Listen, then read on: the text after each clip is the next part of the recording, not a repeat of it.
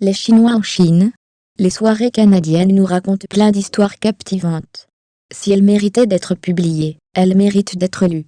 Celle-ci, l'une de mes préférées, nous fait connaître une autre civilisation, qui mérite que l'on s'y attarde. L'auteur compare les différents points entre leur culture et la nôtre. Surprenant? Oui, assurément. Vous apprendrez et aimerez. Voici un extrait. Culte des ancêtres. Confucius, qui a laissé une impression si profonde dans la nation chinoise, prend rang parmi les plus grands hommes qui ont paru dans le monde.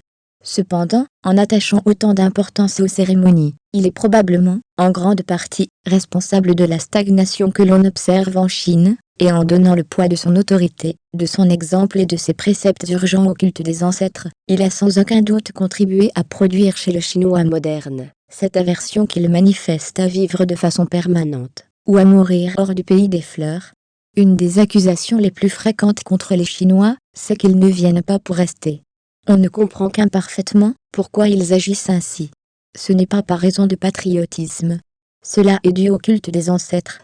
Non seulement le Chinois rend un culte à ses ancêtres, mais il s'attend aussi à ce qu'on les lui rende à lui-même, et c'est ce désir de recevoir ce culte qui fait que le Chinois, avant de partir pour un pays étranger, prend les arrangements nécessaires pour que ses cendres, s'il meurt hors de la Chine, soient rapportées dans sa province. Lorsqu'il retourne dans son pays de temps à autre, c'est sans doute afin de pouvoir rendre lui-même les honneurs qu'il doit à la tombe de ses ancêtres. Ces pratiques que l'on peut à peine rattacher aux plus nobles sentiments humains, la piété filiale, exercent une grande importance sur l'avenir de la race chinoise. Elles tiennent les provinces séparées les unes des autres, car ce n'est pas en Chine que le Chinois désire retourner, mais dans l'enceinte du cimetière de ses ancêtres.